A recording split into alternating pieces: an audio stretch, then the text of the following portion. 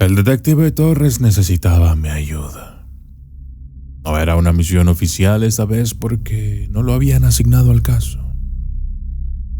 Cuando llegué al bar lo encontré desolado. Me preguntó, ¿sabes cuántos son? En todo el continente americano, del sur al norte, ¿sabes cuántos son? Noté enseguida que había estado bebiendo de más. Le dije que no entendía a lo que se refería. Me agarró del hombro tratando de que nuestras miradas se cruzaran y dijo, con tono serio: 1, 2, 3, 4, 5.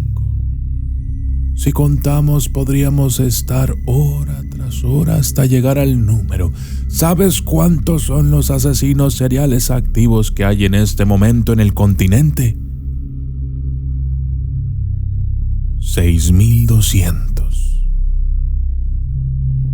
Sí, son 6,200 cabrones que están buscando a su presa.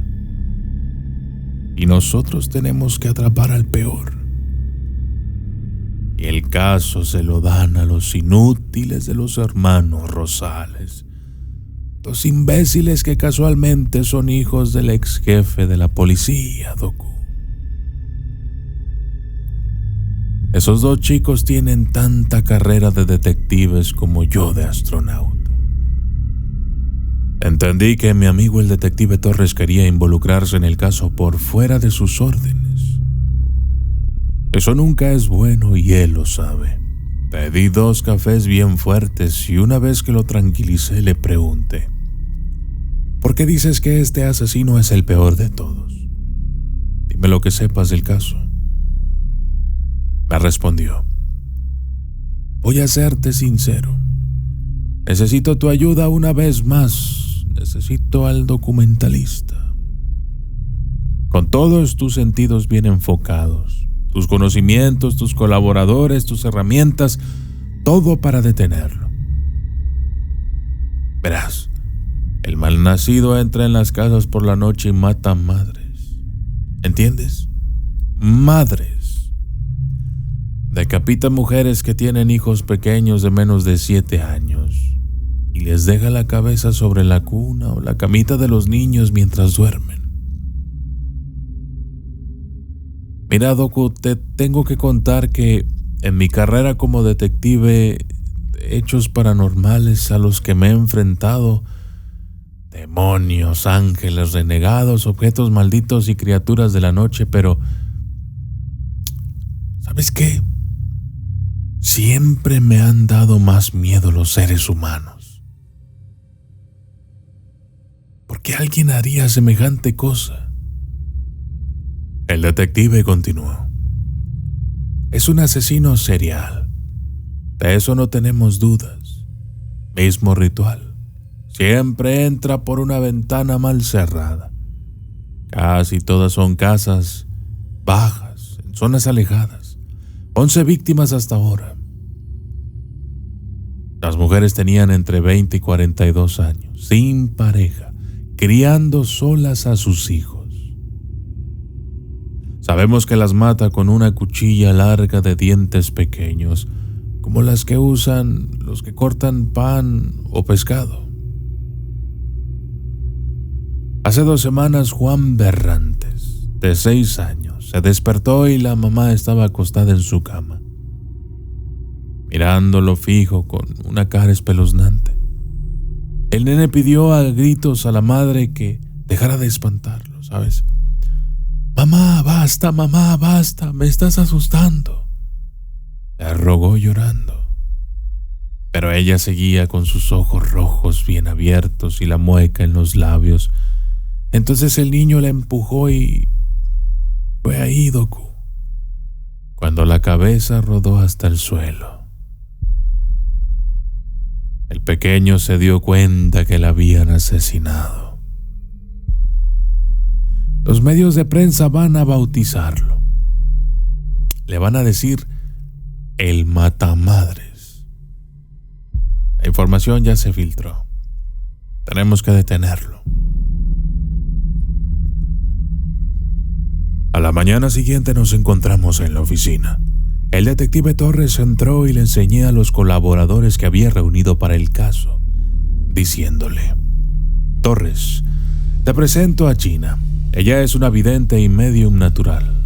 Ha nacido así. Con las herramientas adecuadas puede ser muy poderosa. Y el joven que nos acompaña aquí es el padre Laurent. Viene de una larga tradición en la Iglesia Católica. Durante 1000 años siempre hubo un sacerdote de su familia en las filas del Vaticano. Aparte del soporte espiritual, es uno de los hombres más inteligentes que conozco. El detective Torres saludó con entusiasmo y nos explicó. Los homicidios se produjeron en estas 3 ciudades. El primero y el segundo hace 2 años, con pocos días de diferencia. Después, el periodo de enfriamiento le duró 7 meses al asesino hasta que decapitó a una tercera. Luego esperó 5 meses, después 4, y así continuó haciéndolo cada vez con más frecuencia. Ahora se espera que mate esta semana o a lo sumo a la siguiente. Los idiotas de los hermanos Rosales apuntan a un rastro de ADN en una de las ventanas. Parece que dejó algo de piel en un clavo asomado sobre el lado derecho al entrar. Conozco lo que va a pasar. Van a hacer desfilar a cuanto familiar, vecino con antecedentes o expareja haya en cada caso. Cuando se den cuenta de que tienen 4.500 pruebas de laboratorio que procesar, vamos a tener 5 o 6 cadáveres más, explicó Torres. Luego, el padre Laurent y yo discutimos el caso unos minutos. Ambos estamos de acuerdo en concentrarnos en los 2 primeros homicidios. Le comenté nuestro análisis a Gina y a Torres. Con el sacerdote pensamos que lo mejor es centrarnos en la primera víctima y analizar si fue la motivación principal o solo un ensayo para el segundo crimen. Laurent agregó: Conozco la naturaleza humana, los pecados y pasiones de los hombres. Casi siempre codician lo que ven a diario. Si bien no sabemos por qué las elige el asesino serial, sí es adecuado suponer que al ver una de sus víctimas sintió una llama arder en su interior, algo que le dijo: debes matarla. Estoy seguro que conocía y frecuentaba una de las 2. O es la primera, o es la segunda. Torres nos miró asombrado, como si algo se hubiera destrabado en su mente.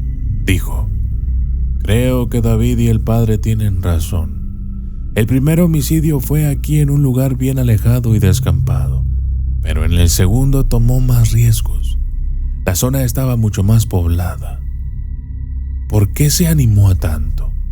Creo que la segunda víctima fue la que despertó esa llama. Por eso se atrevió a ingresar a su casa en esa zona. La primera fue el ensayo. Además, entre la 1 y la 2 no hay mucho tiempo en el medio. Sí, ensayó la primera, para matar con seguridad a la segunda. De pronto Gina nos interrumpió y dijo: necesito el nombre y el apellido de la segunda víctima y de ti, David. Requiero algo también. Sé que en tu caja fuerte tienes la tabla Ouija del caso Mercedes Bolger. ¿Puedes traerla? Torres buscó en sus apuntes y enseguida le dijo: la segunda víctima es María Luisa Corrales, 25 años, soltera, una nena de 6 que amaneció abrazada de la cabeza de su mamá. La mujer no tenía enemigos, era querida por sus vecinos, trabajaba haciendo la limpieza en el Hotel Mendoza. El padre Laurent y yo fuimos hasta la caja fuerte. El sacerdote bendice nuevamente por si las dudas.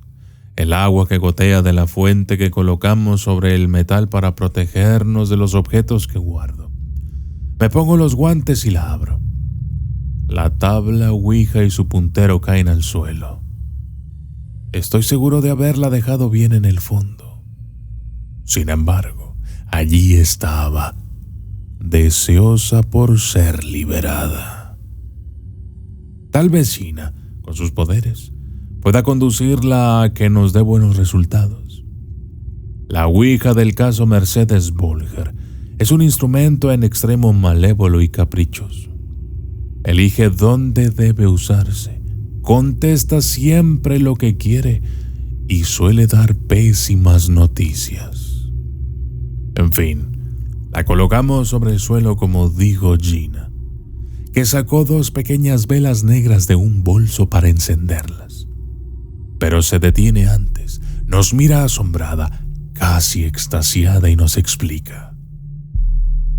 La tabla dice, no, aquí no. Gina pregunta, espíritu de la Ouija, ¿dónde quieres ser consultado? El puntero se mueve veloz, marca las letras que forman la frase Librería de los Ortiz. Sin dudarlo caminamos las 2 calles, Ouija en mano, que nos separan de la librería. El matrimonio de ancianos, los Ortiz, están dentro junto a su nieta.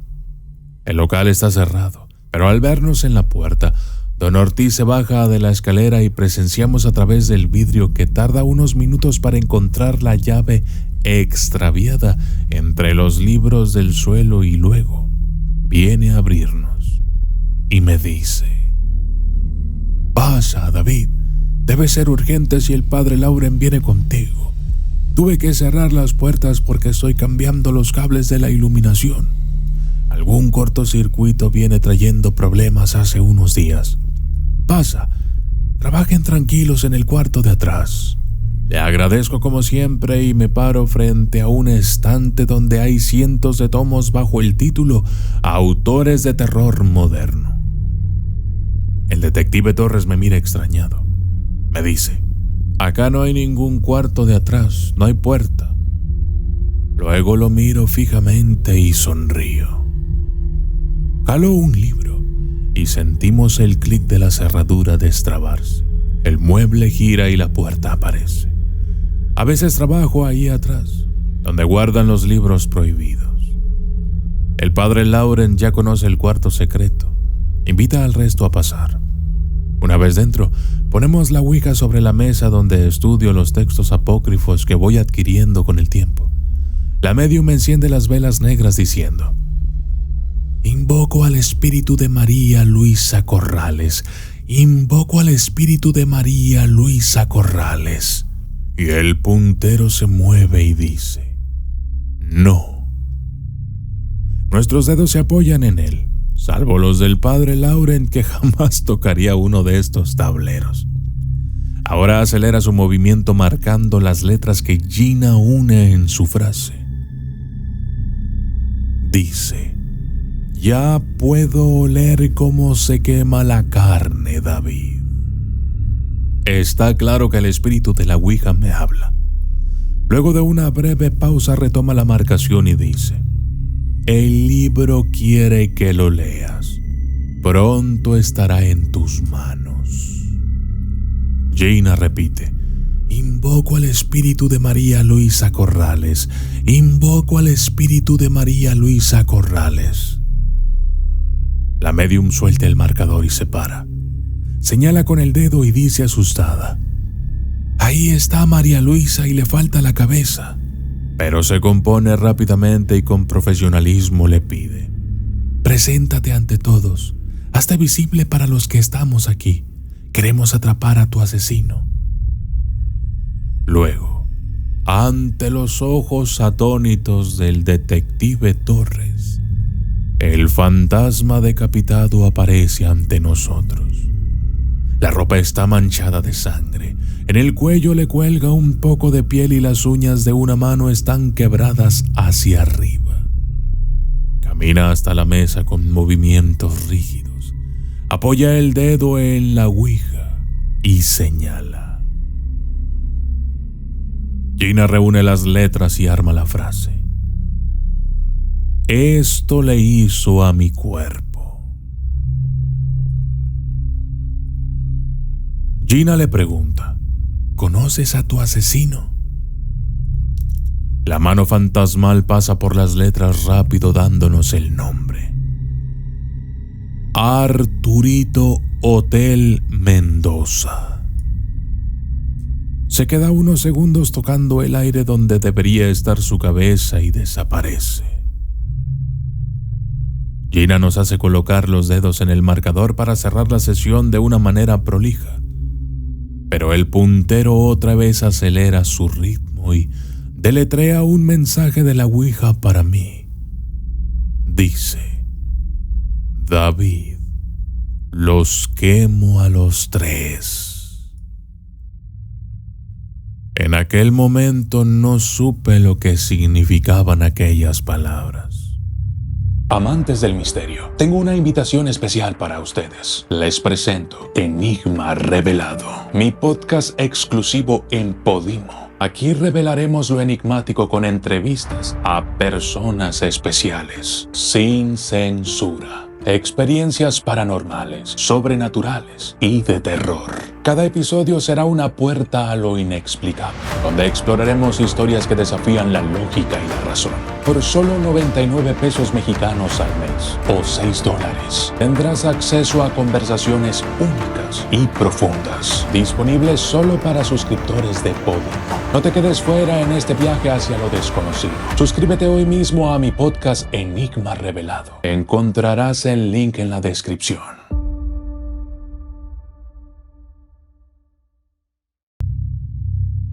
Terminamos la sesión y partimos rumbo al Hotel Mendoza, una verdadera y enorme posilga de uso familiar. Lauren y Gina indagan a la recepcionista. Torres y yo ubicamos a una empleada de limpieza que no tardó ni un segundo en identificar al buscado. Nos dijo asombrada: Claro que conozco a Arturito, pero ¿qué tiene que ver con el asesinato de María Luisa? Es imposible que esté involucrado. Ese muchachito vivió hace unos años aquí en el hotel. Creo que cerca de unos 8 o 9 meses. Un día se despidió y no lo vimos más. A María Luisa la mataron como un año después. Así es que nada que ver con nuestro Arturito, el joven más limpio y amable que haya pisado este lugar. Torres le pide que describa todo lo que sabe sobre este antiguo huésped del hotel. La empleada nos detalló. Ahora debe tener unos 22 años, porque era muy joven. Bien pelirrojo y pecoso, la piel blanquísima. Ya le digo, muy ordenado, muy pulcro para vestir. Arturo Cejas, así es el nombre. No ve del ojo derecho.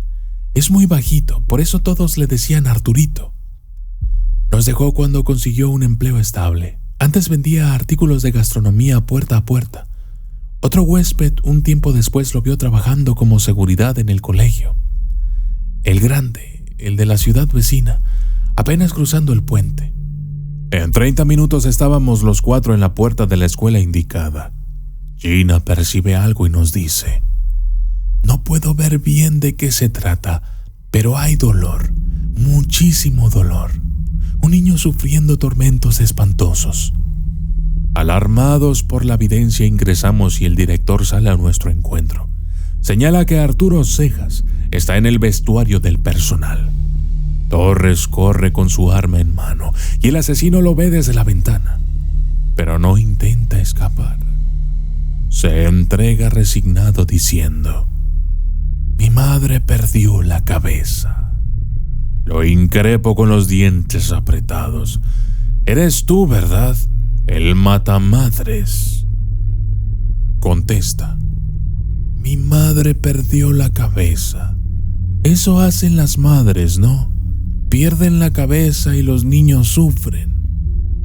Lentamente, sin hacer movimientos bruscos, se para con los brazos en alto y pide permiso para desabrochar su camisa y mostrarnos. Torres acepta, pero con una advertencia: si intentas algo raro voy a meterte 3 tiros. El joven descubrió su torso y allí las vimos. Quemaduras, cortes, cortes y más cortes. Arturo nos cuenta: Mi madre me las hizo. Ella estaba triste después de que nos abandonó papá. Una mañana la encontré parada al pie de mi cama, fumando otra vez para no tomar pastillas. Me dijo: Estoy perdiendo la cabeza. y me apagó el cigarrillo en el ojo. Mis gritos y ruegos no le importaron. Luego estuvo unos meses, muchos meses, pegándome, cortándome, tirándome agua hirviendo. Después me curaba y me decía: perdóname, hijo, perdí la cabeza. Le pregunté por la mujer del hotel, su segunda víctima. Quería saber por qué la había elegido. Me respondió mientras Torres lo esposaba: esa madre, la buena de María Luisa, es la única que conocí bien. Me contaba que estaba cansada, deprimida. No podía seguir pagando las pastillas que el psiquiatra le había recetado. Entonces nunca dejé de pensar en eso. El daño que podía llegar a sufrir su hijita, como ella la llamaba. Así es que, por eso la maté. Busco su mirada y le digo: ¿sabes que jamás vas a salir de prisión? ¿Por qué no intentaste huir? Luego se soltó llorando y dijo: la verdad, ya estaba cansado, muy cansado. Quería que me atrapen, pero nadie venía. Por eso no escapé. Creo que todo esto hizo que yo también perdiera la cabeza. Aunque debo confesar que me dio lástima verlo cubierto de cicatrices. Sentí un gran alivio cuando se llevaron a ese psicópata lejos de mi vista. El titular del periódico al día siguiente destacaba: 3 detectives atraparon en horas de la tarde a Arturo Cejas, el matamadres. Los hermanos Rosales y el oficial Torres son los héroes de esta historia. En el pequeño y pulcro departamento del joven asesino encontraron la cuchilla y algunos rastros de dibujos y símbolos, entre ellos el de un edificio quemándose. Una semana después de la detención de Arturo Cejas, el olor a carne chamuscada y el denso humo de toneladas de papel ardiendo llegaron hasta mi oficina. Los vecinos salimos y ahí vimos el incendio. Corrí como loco las 2 calles que nos separaban hasta que llegué a la esquina de la librería. Los bomberos lloraban también. Los 2 ancianos y su nieta murieron sin poder escapar. Eran mis amigos. Y ahí estaban, transformados en cenizas, al igual que el antiguo edificio. Las pericias determinaron que un cortocircuito en los cables del piso superior había causado el siniestro. La librería continuaba cerrada por las reparaciones, pero el fuego los sorprendió dentro y no pudieron encontrar las llaves a tiempo para escapar. En la oficina del abogado del matrimonio Ortiz, aguardamos junto al padre Lauren la apertura del testamento. Nos habían citado como únicos herederos. Al morir la nieta junto a ellos, lo que quedaba del edificio pasaría a manos de la iglesia, y a mí me legaron una llave con una carta que decía: David, si estás leyendo esto es porque estamos muertos. Hemos disfrutado de tu amistad. Sin embargo, te hemos mentido. El cuarto secreto de los libros donde trabajas no es el único cuarto oculto. Hay uno más, en el que guardamos unos libros especiales. Entre ellos, el problemático. Te pedimos que te encargues de custodiarlos para que no destruyan al mundo entero. Asegúrate de que el problemático no caiga en las manos equivocadas.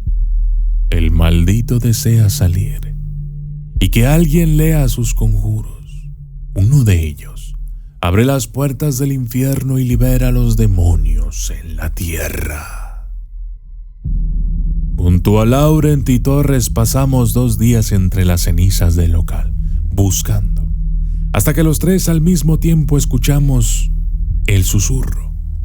Una voz masculina, profunda y decrépita que dijo: Al fin seré libre. Bajo el mostrador carbonizado había una puerta de hierro. La encontramos al remover algunas baldosas flojas. La cerradura brilla ante nuestros ojos.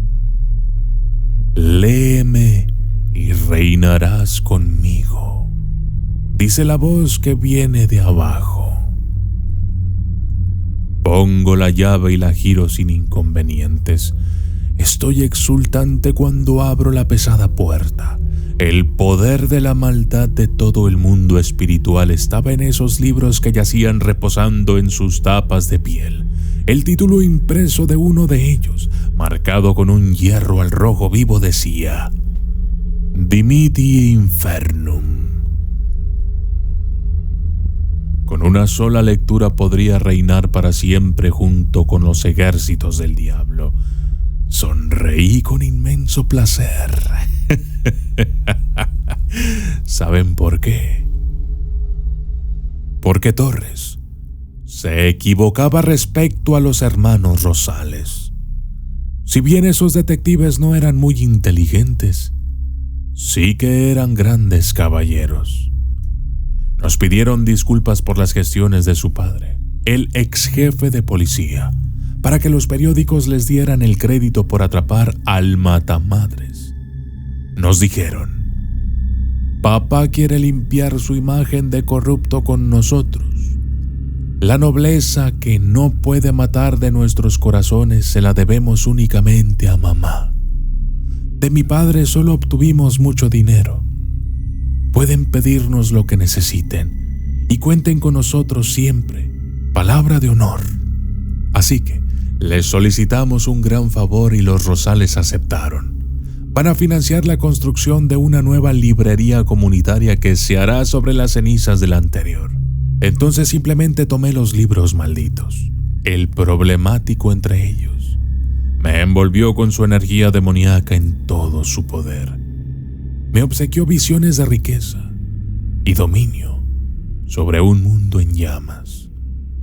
Léeme y reina junto a mí, me gritaba en la mente. Sin embargo, sonriendo, los envolvía a todos en una estola sacerdotal que había traído el padre Laurent y los llevé a mi caja fuerte. Jamás voy a leer el Dimiti Infernum. ¿Saben por qué? Les cuento. Don Ortiz, en la sabiduría que le otorgaron los años, solía decirme: David, recuerda que el conocimiento, al igual que el poder, si se obtienen por buenos métodos, son alas que nos hacen libres y nos permiten realizar nuestros sueños. Si usas atajos oscuros para lograrlos, terminas encadenado a ellos. Un triste esclavo de la peor clase, el que solo piensa que todo lo sabe y todo lo puede. Yo soy el documentalista y esto fue El Matamadres.